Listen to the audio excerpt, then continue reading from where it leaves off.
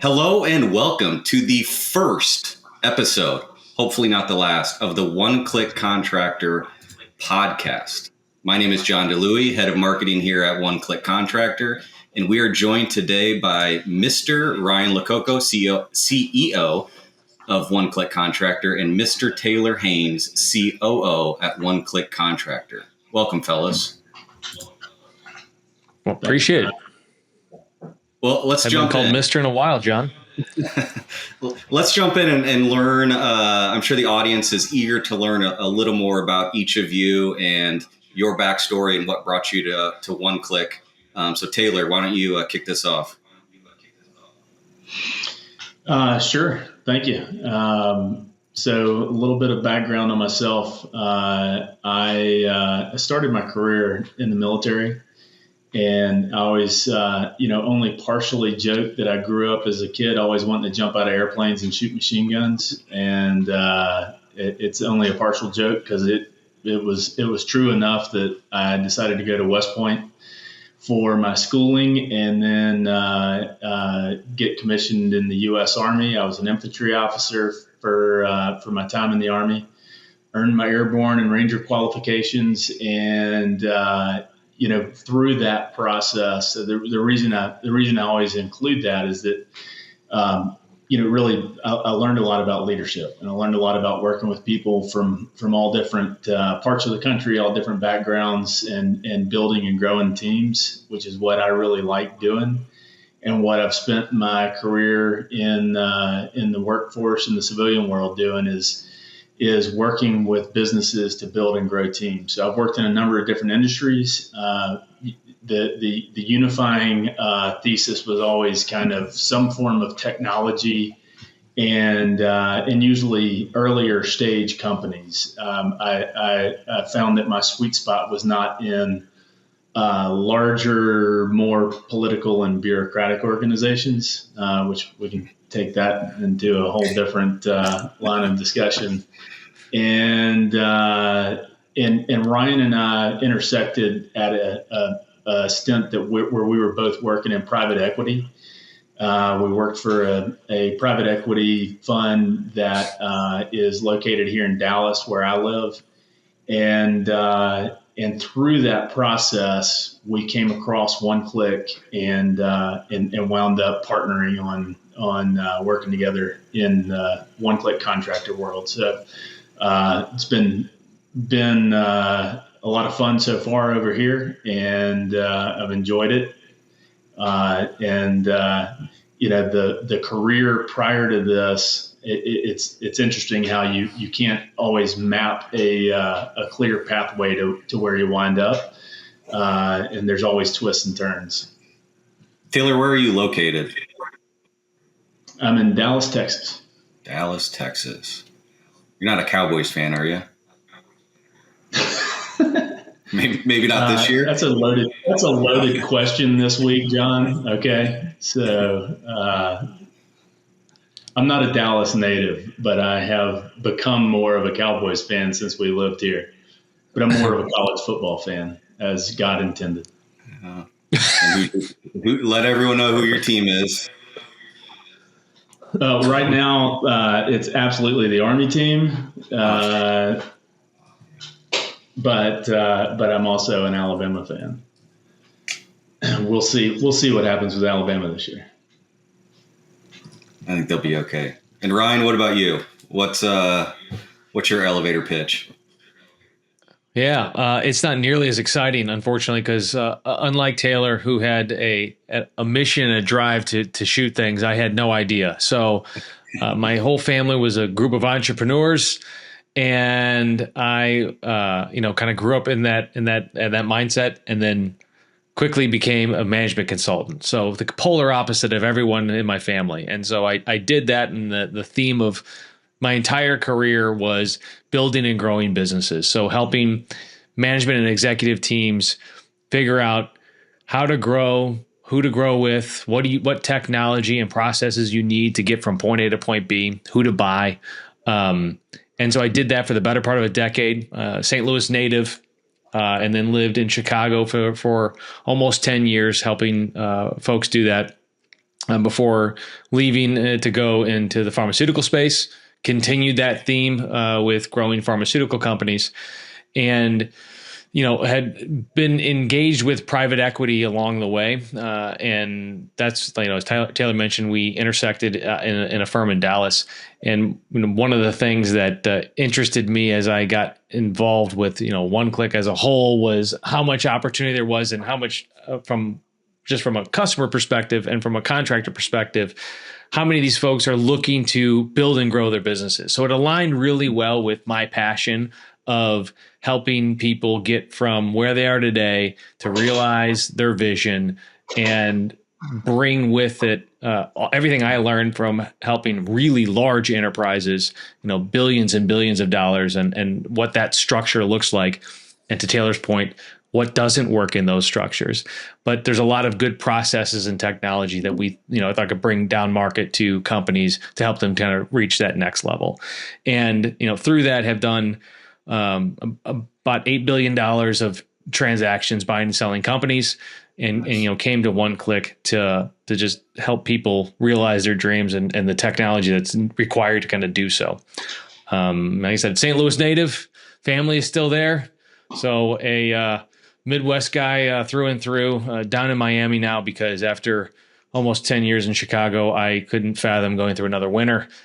So now I just have to brave the summers. So it's been a fun and interesting journey, but it's great to be here and with two of my favorite people as well. So pretty interesting background. Yeah. Well, winter is starting here in Iowa. It is rainy and 40 degrees, so you're not missing out. Delightful. Yeah, we're just about 80 degrees now at the current time in this evening. So come on down. So One Click, the two of you, joined forces a couple of years ago. What interested you or intrigued you about One Click? What surprises have you seen in your first couple of years, for better or worse, and what continues to kind of drive, your desire to help not only the employees, help the company and help contractors in our space?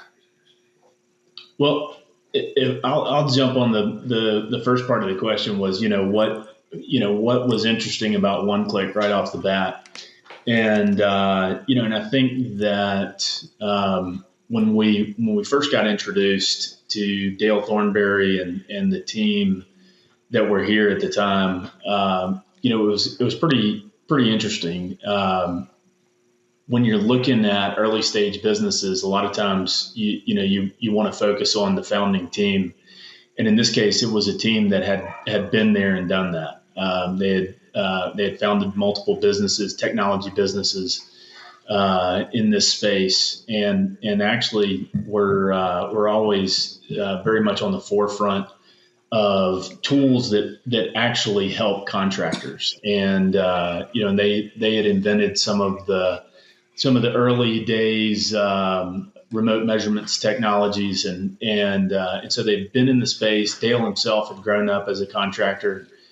And and at the same time, we were getting the sense that that there was an opportunity that where the skill sets that Ryan and I have might help take a good business, a good core business, and a good team, and and take it and scale it. I've always been entrepreneurial, but I've never been the entrepreneur that founded a business. I've always been one of the early guys in to bring, processes and procedures and kind of formalize some of that. And so, we fell in love with the team. The product was great. And we also really liked the industry. It's an industry that, where there's an opportunity for tech tools to be really beneficial.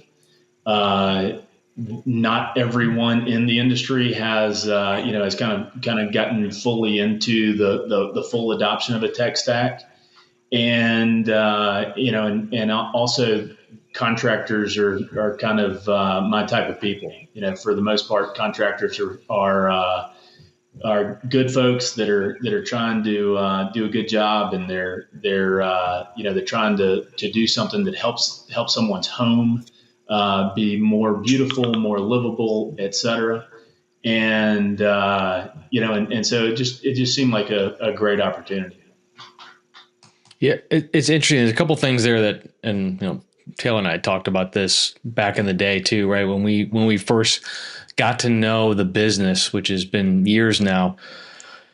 The thing that interested us about, I think, One Click, in the same way that interests a lot of people, where it starts with was the people. It's always, any business is the people, and getting to know who built this, their passion for it, and their expertise in the space got us excited, right? We immediately felt the energy of developing something for really an underserved group of business owners. When this started, there was not great solutions. People are on pen and paper, and they're helping customers, helping homeowners with the most important thing that they have, right? Nothing's more, sacred and, important than one's castle. And you're making people's day, and you're in people's home to improve upon it. And, anyone who's listening to this has had great experiences, and they've had, frankly, horrible experiences with that process, right? And we saw it as an opportunity to not only help the business owners take a company from where it is today, and they have aspirations to hand it down to their kids, or grow it, or sell it, or wherever it might be, but also how impactful it is to be involved in a space as kind of precious as your home. Like, that is your safe space, that is your castle. And so to improve upon that and to help people grow businesses and supporting that was really cool. Way more interesting than the pharmaceutical space, mind you, right? Like, that they had to get out of that as quickly as possible. So that's not nearly as fun. And it's been a blast, seeing the market as a whole develop, and seeing organizations develop with One Click based off of that interaction and that kind of consultative mindset that we take with everybody. So that's been super rewarding. And along the way, the business gets bigger, and we see people internally grow, which is so rewarding. Yeah. Taylor, is there? Ryan, I think. Oh, go ahead. Sorry, John. I was just going to piggyback on one of Ryan's comments there. The comment about helping folks grow their businesses, which is it's very real. Like, we can actually watch as people, they're reaching out to us and saying that they need to add to their sales team. They need to add, additional users. And so I'm, again, as somebody that's entrepreneurial, I have a huge soft spot for folks that are starting businesses. And the small business is the backbone of the American economy. And and so the contractor businesses, types of businesses that we serve, for the most part, they're small to mid-sized businesses. It's unusual for anybody in our space to be north of $100 million. So by U.S. economic definitions, these are virtually all small and mid-sized businesses, and they're providing a paycheck for good folks all across this country, and so to help them and just be a small part, be one small tool in their toolbox that helps them grow that business, or even just stabilize and solidify the business, very fulfilling and exciting. Great, Ryan. What's one of the you've got a robust background in growing different businesses. Like, what's one of the surprises, coming to One Click that has, that you would attribute to quicker success or, better growth, something you didn't see initially, but coming and joining you quickly realized? Within our business or with contractors' businesses? Either one. Good question. So frankly, I think this is something, that people learn the hard way. And I think it's something that people frankly, a lot of people in the space have learned the hard way. Developing technology, specifically software, is not easy. Prior to coming in this, I was like, great, you program something, it'll be done in a week, no problem. I think we've seen, we have seen, even in the short period of time that Taylor and I have been involved, really large players want to just develop their own technology because they want it a very specific way. And to have fully custom software that you own and that you own all of the stuff after you, it's not just developing it, it's supporting it and making sure it runs and maintaining it. Like doing that indefinitely. I think a lot of people have spent not millions, tens of millions of dollars across the space, hundreds of millions of dollars, I'm sure, across the big guys, developing things that do not exist anymore. And running a technology business, it's been super interesting to see how much, what a better choice it is not to do that in-house. Because this is hard. It's harder than certainly I thought it would be, and the complexity of it is certainly more so than I gave it credit for. And I think the companies that look at their business, especially as it grows, to say, here is our core competency, here's what we're good at, and everything else, let's spend dollars for other people to be pros with that and other people to develop that and bring that in-house and just take the best of breed to grow their companies, are the ones that we've seen be kind of most successful. And it's a really hard lesson to have learn out in the space. That's probably been the most surprising thing to me. Certainly within, certainly the one click side of things, but it's also something that in other sectors you've seen happen. They've learned a lesson and then they've moved forward. And I see this space now is going towards that, where they understand that technology is something that is a specific skill set, is a specific business. It is not contracting. It is not building and improving upon homes. It is an entirely different thing. It may sound self-serving, but in the other industries I was in, you saw people make that mistake. And then frankly, like, let's go buy Salesforce or something that goes in and does something holistic. There is not a great solution in this space that enables that, and outside of ourselves and a couple other point solutions that make that possible. And I think that when people think they can develop their own software, that's been a big downfall and a learning certainly for me, is how complex that really is. Taylor, what do you think? He's like, everything he said, I don't agree with. That's enough.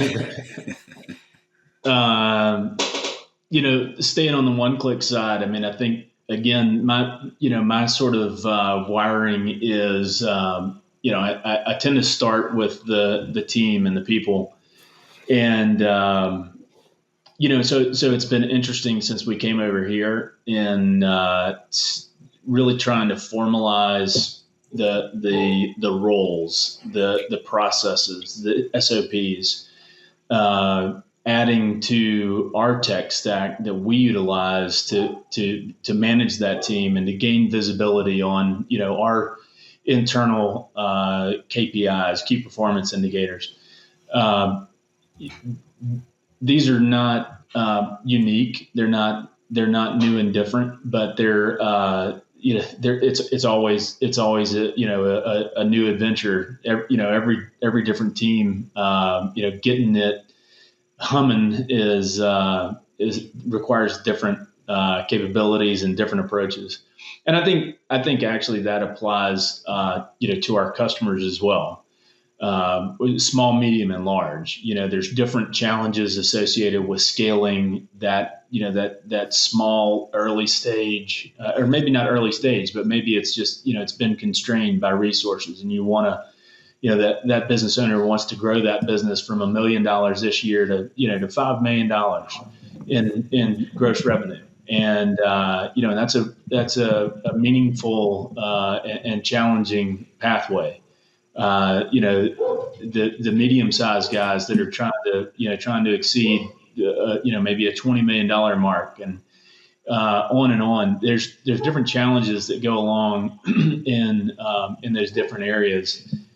But generally, it involves people, management and leadership. It involves processes and gaining efficiency through just how those people are working together. And in many cases, it involves technology as a tool to help you better gain visibility and manage the people and the processes. Brian, I want to piggyback on something you said about sort of the build versus buy, right? And this industry is sort of paradigm shifting into buying, right? Or there's opportunities now to leverage technology to do things that normally you'd have to build and maintain and end up costing more money in the end. We just came back from Top 500 Qualified Remodeler event. Great event, by the way. Paul and his team do an awesome job. Yeah, it was awesome. Is there as you're talking to strategic partners, as you're talking to other CEOs and executive leadership and even, owners of contracting businesses, has the industry almost shifted too hard? Meaning there's almost too many options that now it's overwhelming the other direction, where it's like, what do I choose? My tech stack is, I've got 20 different logins, and now I'm not, as efficient as I intended because I have too much technology. Like, is there a consensus about that? Is there feelings around that? And I guess how are business owners navigating that? Well, 100%. And it makes sense that it's happening, right? Because there was a huge, vacuum of need. There's a need in the space for better solutions as these companies grew larger and larger. Private equity came in and started buying up on the construction and contractor side. You first saw it with new home building, and then you're seeing it with the R&R space. And so as these businesses get larger and larger, there's a bigger in market, if you will, with frankly, with people with the means to deploy sophisticated technology. And what has happened is all of these. One Click's been around for 8 years, right? It was one of the first to market. It understands the space. It's been developing a very robust solution, listening to customers for the better part of a decade. And now you're seeing a ton of new entrants come in. And what that's done, I think, is they're solving. There's a bunch of product businesses where they're solving one specific thing, and they're marketing to that one specific thing, which sounds super interesting from a contractor's point of view, because I have a pain point here and this business solves it. And I have another pain point here and this business solves it. And what's happening is no one's coming in to say, your pain is multifaceted and it's across the entire ecosystem of your business, from how do I generate leads? How do I talk to customers? How do I get my sales team engaged? How do I quote? How do I get into the kitchen table and have a consistent conversation to create efficiency through that business, to get pull through, to leverage all the dollars I'm spending on marketing? How do I collect payment? How do I finance it? How can I improve my close rate through financing? And then how do I actually put my teams to work? And so I think what's ended up happening is, and look, I've been in the trade shows now for several years watching this develop, and it's confusing from the technology side. So I think from a contractor's point of view, especially guys that are getting into it, like Taylor said, so many small business owners are coming in trying to understand and navigate this cloud of technology options.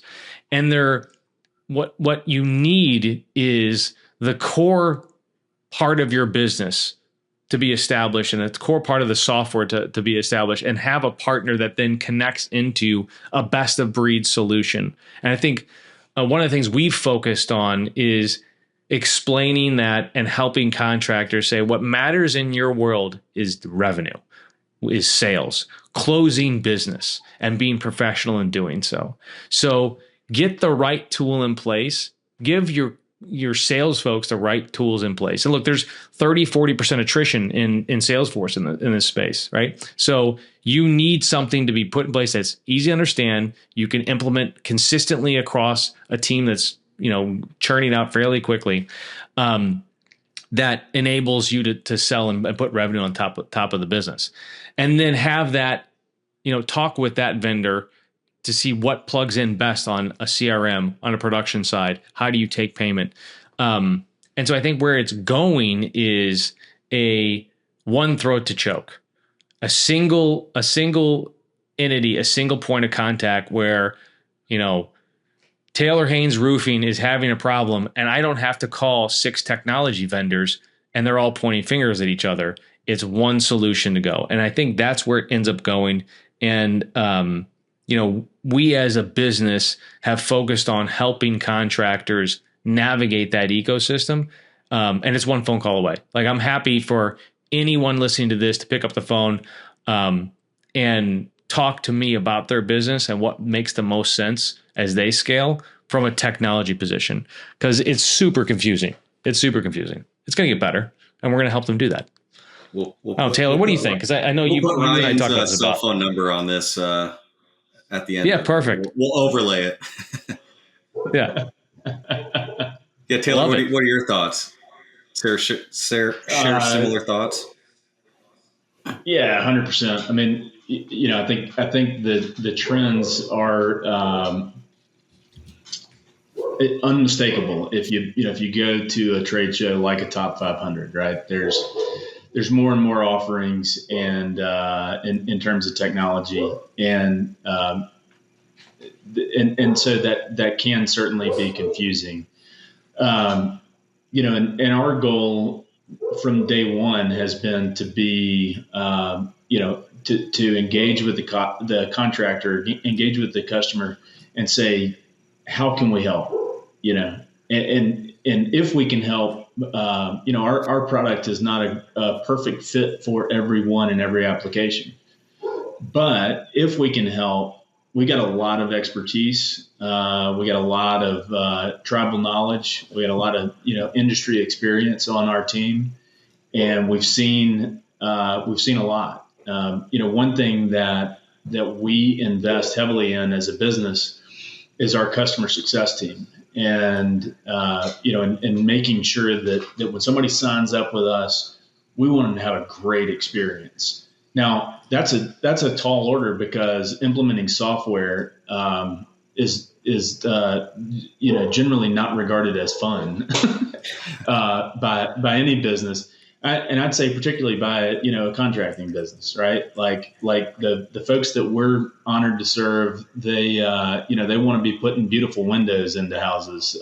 They want to be remodeling that bathroom and making it beautiful. They generally are understaffed in terms of an IT team or a team that can really implement. So we try to carry that the heavy lifting for them as much as possible. And again, it's all about how can we help you.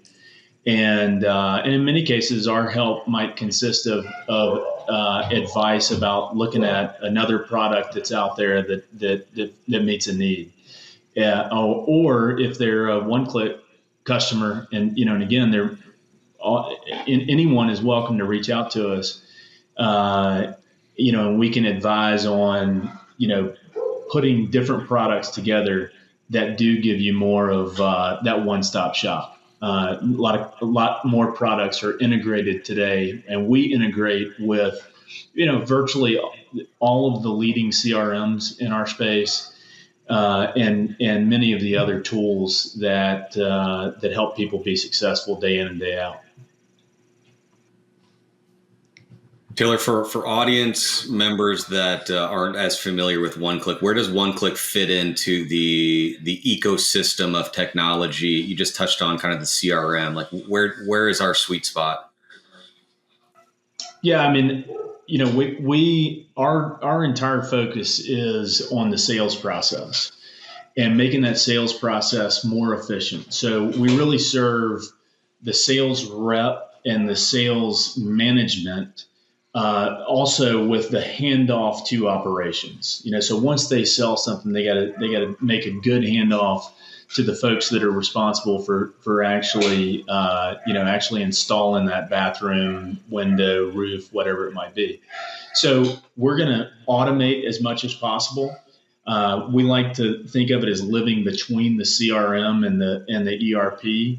And so when the sales rep is at the kitchen table, meeting with the homeowner and going through, here's what your options are. Let's talk about pricing. Let's build an estimate. We help people. One of the key attributes is building estimates very fast in minutes and very accurately, so that you eliminate a lot of the mistakes that are costly and very time consuming. So it's the sales process and the efficiency there. And I think one thing Taylor, it's 100% right. It's focused on making that easier, and then if we zoom it all the way out, what does that matter to? We can serve folks that have a couple sales reps to thousands of sales reps, and we do, right? And why that matters is I've never met a sales guy that likes to be in Salesforce, updating what they've done, how they've done it, et cetera. And so being able to, from the management of a really large enterprise, which I sometimes have a bias towards because I like to build these, large companies, is how do I know what people are doing? How do I get the right reports out, the data out to be actionable, to know if I'm being good, bad, and different, right? And just by having your sales force leveraging One Click and doing their job, that's all they need to do. There's no reporting, there's no updating. By doing that, it sends out the right information to the right places so you can actually run a business of scale.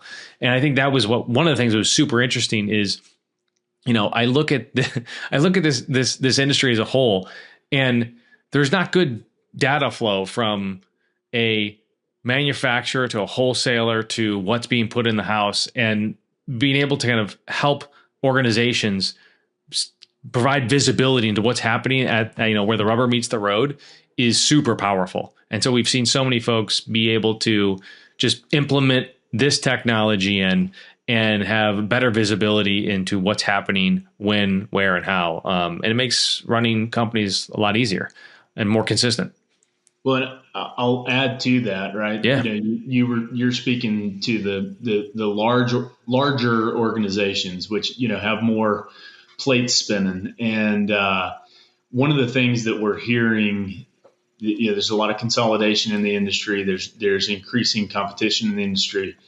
And so for those smaller operators, the ability to compete with the big guys is important. In fact, it's probably critical to survival. And and we hear all the time that if you don't have the right level of professionalism, the big guys are eating your lunch. And with One Click Contractor, again, we're helping people put together estimates super fast, but then we also help them put together a proposal and a packet of documents to include their contract. And they can email it to the customer for e-signatures. They can take credit card payments, and these are tools that not too long ago only the biggest of the big had access to those kinds of tools. With using One Click Contractor, I don't care if you're a solo operator, you can have the exact same level of professionalism and polished appearance that the leading names in the industry are utilizing. I'm going to keep going because I like one of the points you just talked about, Taylor, and it's something that I actually wrote about in a LinkedIn article a month or two ago about there's so much money in the space consolidating these businesses. and people have spent their entire careers building and growing. At some point, they want to sell it. They're maybe their kids aren't interested in it. They've gone to different careers and they want to find an exit strategy for that. One of the things it's maybe the dirty little secret, right, that's out there is if you don't get your business in a position that it's running efficiently, you have access to all the information, you have an efficient sales force, and you have tools put in place that the big guys have, they're going to buy you at a discount. And that's where it really matters. Like instead, you can make more money every year, and you can do better every year, and you can take back some of your time, and your people will be happier, and all those other things. But ultimately, if you're wanting to buy, grow, and sell your business, you need this stuff in place because the folks that are actually looking at your company, they're expecting it. And if you don't do it, they're just going to pay you less. And there's a huge opportunity to layer in this and capture that value before you sell a business. We could talk another hour just about the things that one should be thoughtful of prior to selling a business. I've spoken at a panel about the things that matter during a private equity transaction, and this is certainly a big part of it. Yeah, I mean, I think that's a great idea for a future episode. Is just looking at what are your exit opportunities. If you're a business owner in our space, right now the new hotness is private equity money is flowing in, and that's relatively new. Like that was not a viable exit opportunity for the vast majority of the market up until quite recently. Yeah. But there are other exit opportunities, and each one of them should be evaluated and considered. And folks should understand that in many cases, it's a 3 to 5 year process to get yourself ready for that exit. If you haven't been taking those steps all along the way. Yeah. And, so some planning, it doesn't have to be a huge lift in any one day or month. But with some proper planning, it's entirely possible to put yourself in a much better position. Agreed. Sorry, tangent, but those are fun. Yeah, I took notes. We got that episode coming up in the next few weeks. We'll get that one. Glad I could help you. Sort of on this note of continuing to solve for the industry and the shifting industry and changing contractors and acquisition, how has innovation at One Click, maybe talk about some of the recent innovations, new strategic partners, new direction of the org, and how that's impacting or part of the ultimate growth strategy at One Click, but also to continue to help solve contractors' problems. Yeah, look, I think the biggest one is, call it 5 years ago, there were solutions. There were tech companies that solved a problem, a pain point. And now, really where I talked about it earlier, the innovation goes to integrating in with solutions that are helping us. So there's this sprint to integration. There's this sprint to increasing kind of the network effect of your company, so that when you come in on One Click, we have a conversation like, what is interesting to you? How do you sell right now? How do you grow your business? Where do you want to go with it? I think of innovative solutions, Engage, where you could have really dynamic presentations within, at the kitchen table. It's things like that that we have a deep integration with. How to leverage financing at the kitchen table, which, by the way, the largest players have been doing tremendously well. Some of the biggest players are financing 60, 70, 75% of all deals have some kind of financing attached to it, making things more affordable, increasing how many people you can sell to, and changing the mindset of how your sales team approaches sales and how you can enable that through technology. So I think the marrying of fintech with sales solutions and integrations is getting us closer to that utopian view of, I have one thing to buy.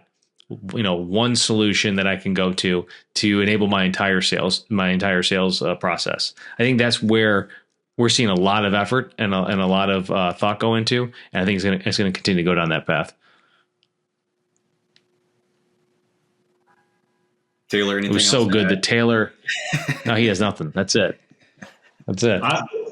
I certainly agree with all that, and those are important relationships for us today. I think they're important relationships with so many of our customers that utilize some of the products that you're talking about, Engage and financing. The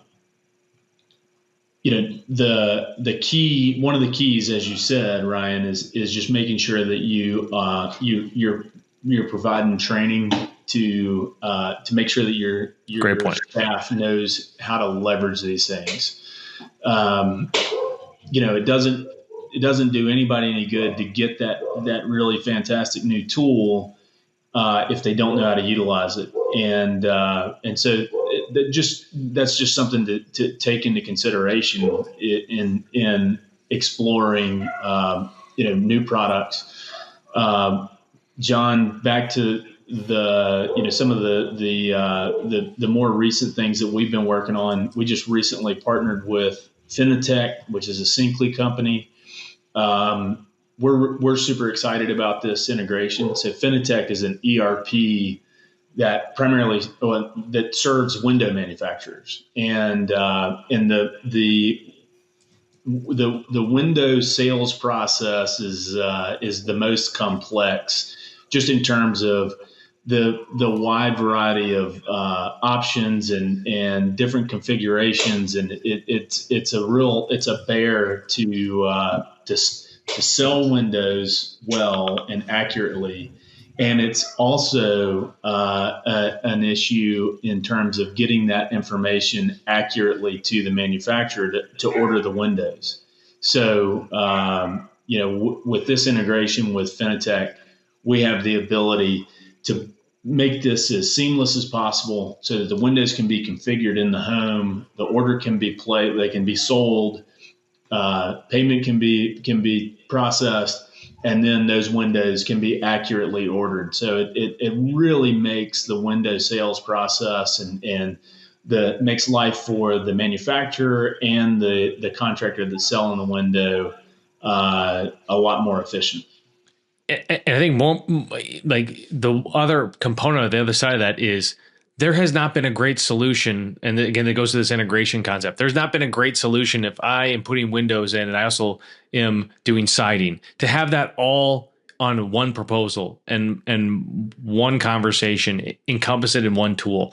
And that's the type of thing that I think is continuing to go down a path of a single solution. And that's Taylor, a great example and with a great partner that I think we will see more and more of across a bunch of different trades.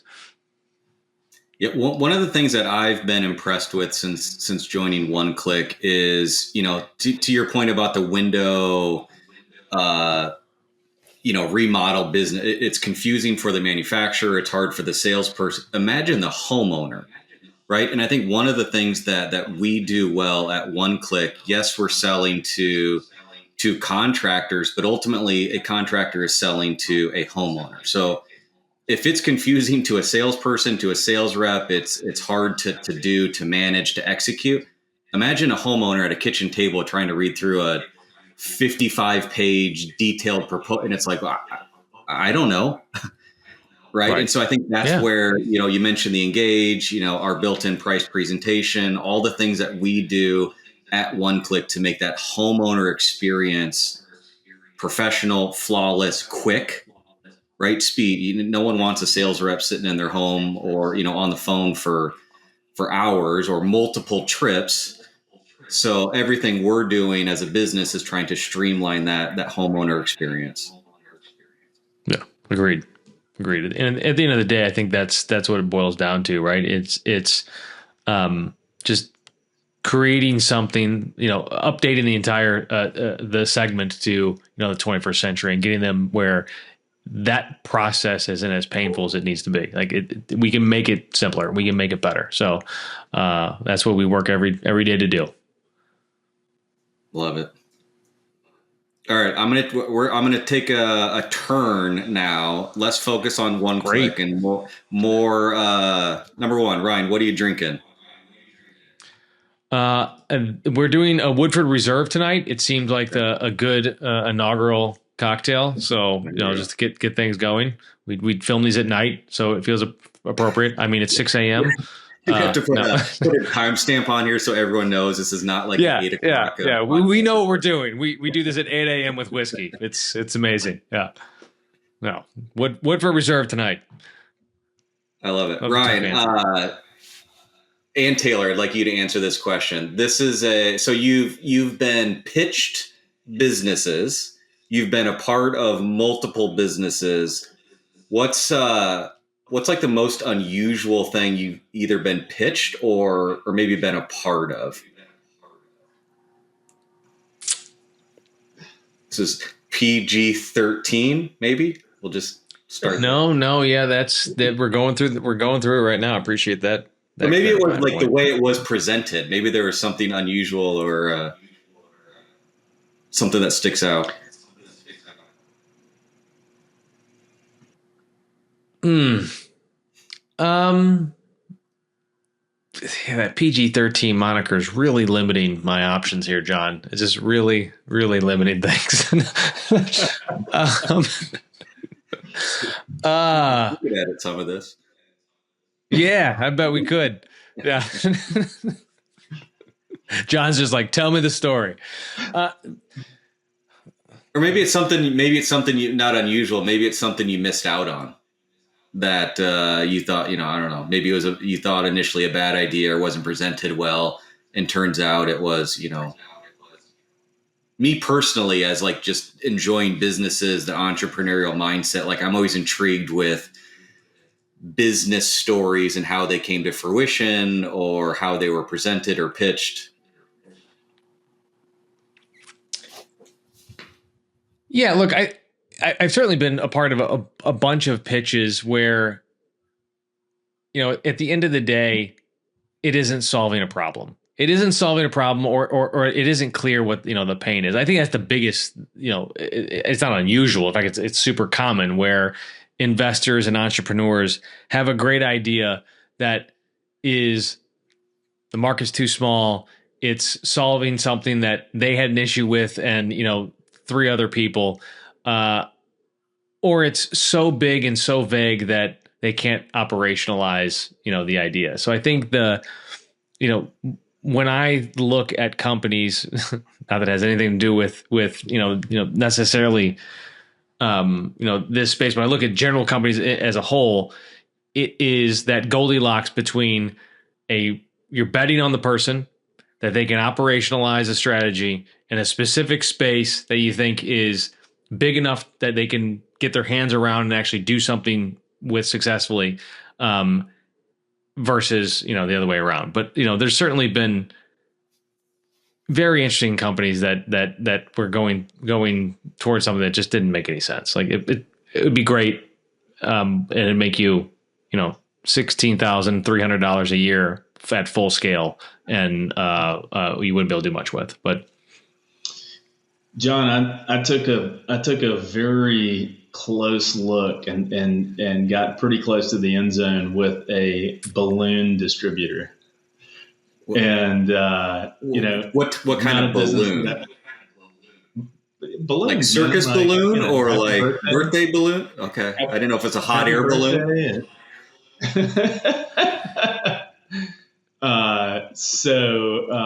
It was not glamorous, not an industry that as a whole I'd ever even really thought about. But it was actually a really nice, well-run small business, and at the end of the day, that particular deal didn't work out. But I think that on a kind of a kind of a high level scale, I've also I've looked at one business in particular that comes to mind that is a very common story, and I think it's worth telling for our audience, for our marketplace. Had a really good rapport with a couple of business owners, and one of them was older and was looking to retire, and the other one was a little bit younger and was looking to stay on.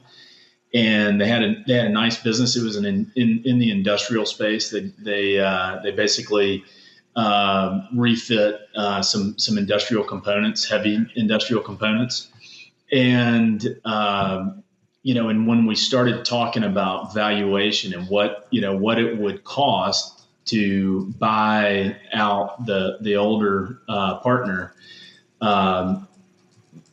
they had just a round number in mind, and that round number was wildly out of proportion to how businesses are valued.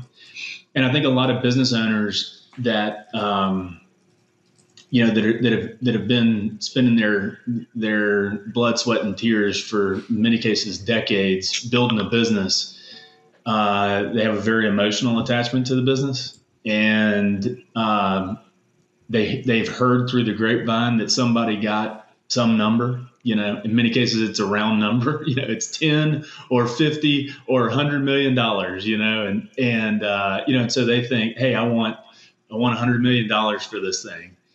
And they simply, it's not a knock. It's just a lack of maybe a gap in their education or knowledge, that there's a whole industry and process around how businesses are valued and how they're acquired, and the legalities and the valuations that go into that. And you can negotiate for a bit more, but you can't negotiate for 10 times more. It just doesn't, it falls apart immediately. So I think that's one of the things that I've seen. That was one example, but I've seen that kind of thing happen multiple times.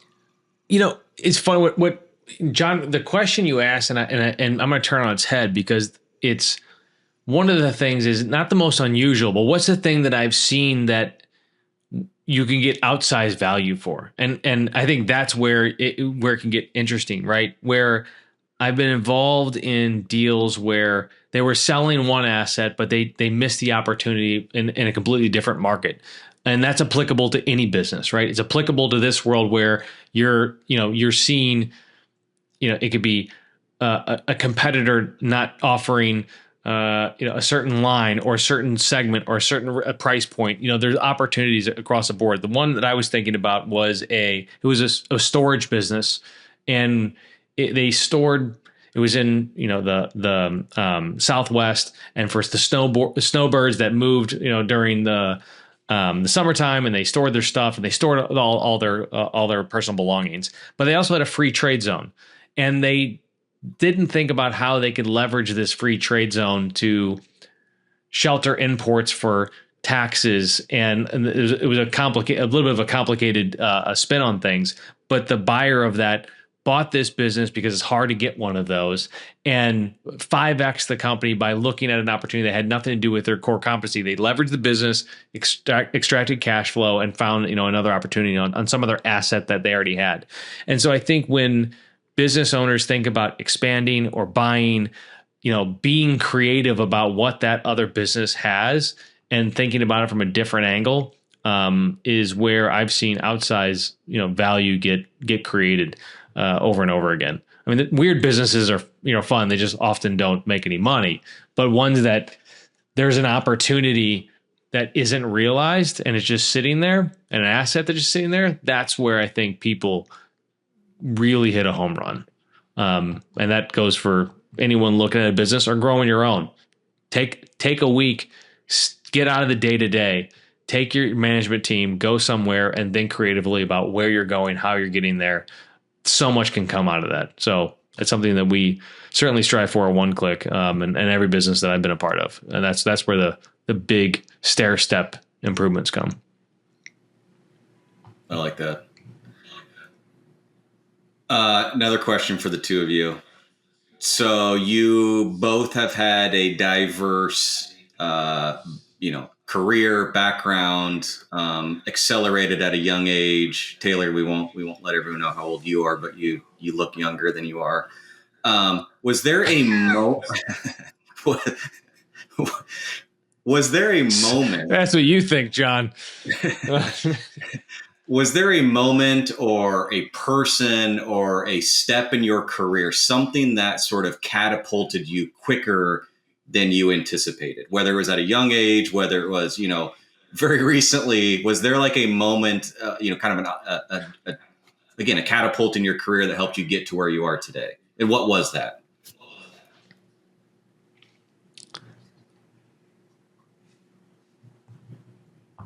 Well, don't be shy, Taylor. We all know the answer. We're gonna have to cut this part out.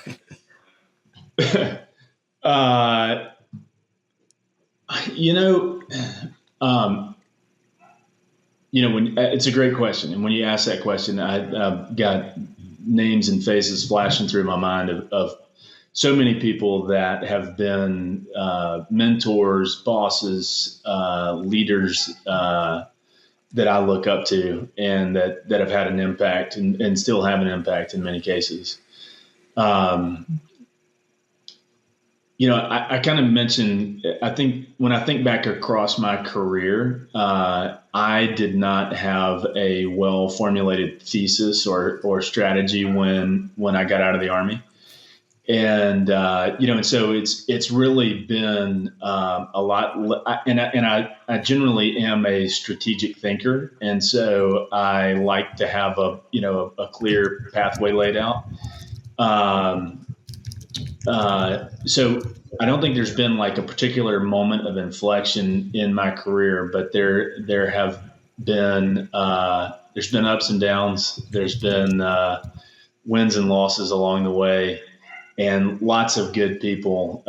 Whether again, bosses, managers, mentors, and also just people that were on my team that that supported me or were good colleagues and worked alongside.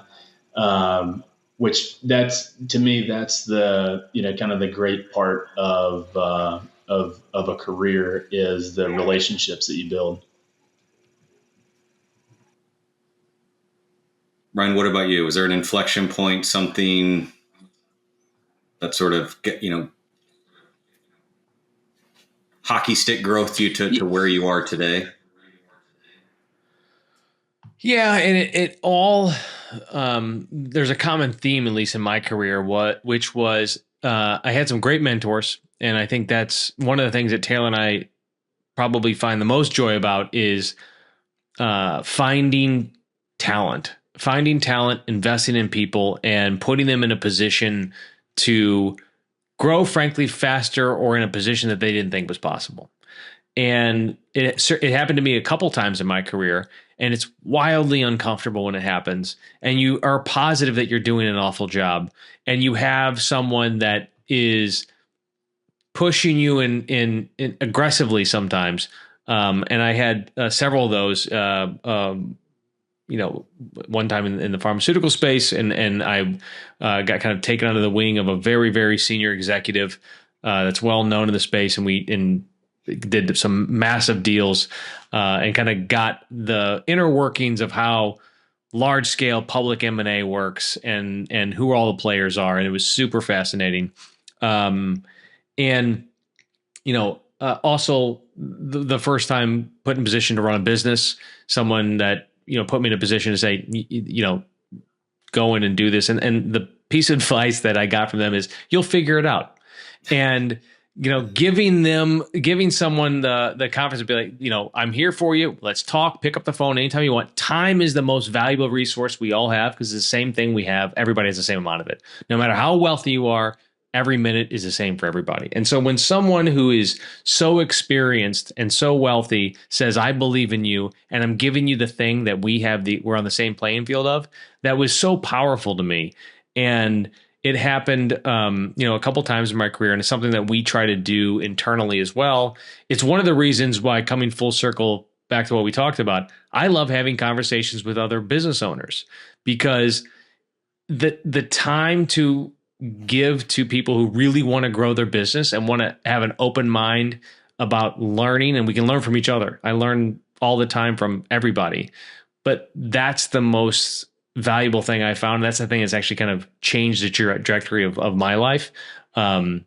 Is when we go down that path with folks that enable your success. So,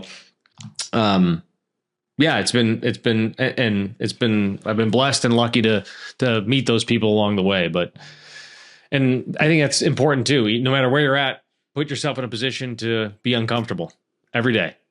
Take a risk, like this podcast. I think that's my big one for this week, John, and I appreciate that. Well, you sort of stole my thunder on my last question, but maybe you could dig a little deeper on that. What if you were to go back and tell your younger self one thing, right? Knowing what you know now, knowing your experience, knowing the business challenges, the opportunities, the macro environment, et cetera. What's one thing you would tell your younger self, whether it's to do differently or just stay the course? Back up 2 hours and just not do this. And no, I think I'd rather be playing pickleball. Is that the shirt we need to get you? Yeah. Whatever you're doing. Yeah. I'd rather be playing pickleball. You outed me. I have the disease. I live in Southern Florida. We play pickleball down here. But shuffleboard. You got it, buddy. That's next. That's next. Once the knees go, you go to shuffleboard. I think at the end of the day is, what always gets in your way is like self-doubt and fear. I don't care how big and badass you are, that gets in your way. And it is truly the experiences that you came either right next to the failure or even failed, that was the time where I can speak so much about how to improve, what I could do better, and kind of be reflective and do better with that. So I think if I was to talk to my younger self, it would simply be keep taking risks, keep doing things that make you feel uncomfortable. The moment you're complacent is the moment you're not growing. And we're constantly pushing. I mean, Taylor and I push each other all the time. That's why we're good partners, is because, we don't take bullshit from each other, and which is important. And I think you need people in your lives to push you to that point of uncomfortableness, because that's how you grow. And I think, doing more of that earlier would always be helpful. I like that. Yeah. I couldn't agree more with that. The way that I think about answering that question is, if I can twist the question just a little bit.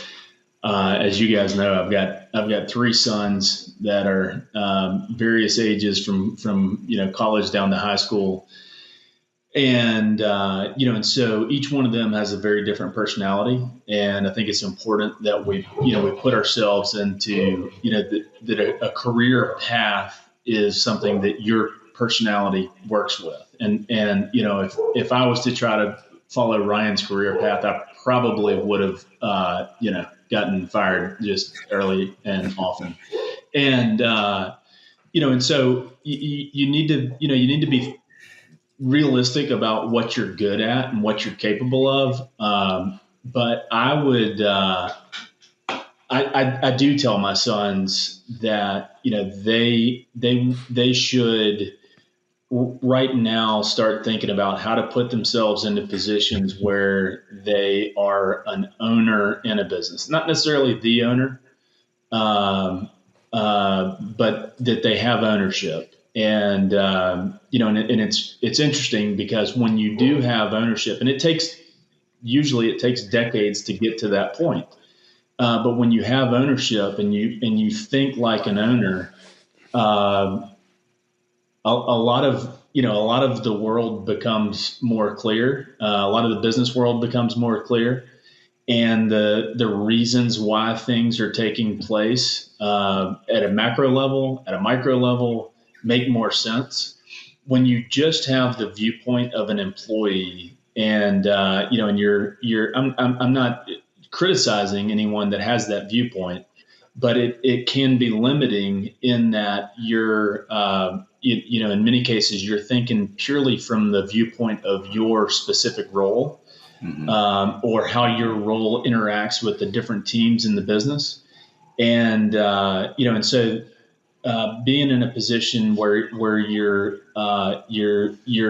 taking the whole into consideration, really rounds out a lot of the perception of what's going on. So, the interaction between, John, you and I on a daily basis, talking about the interaction between marketing and sales, right? If you just live in one of those silos, it doesn't actually make great sense.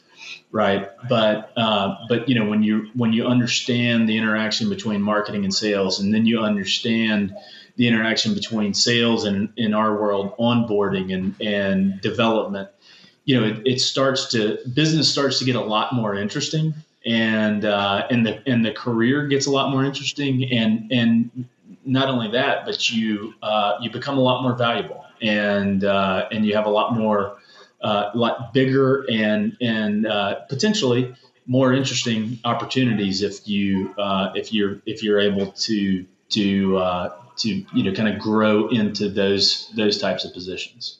It's easier said than done.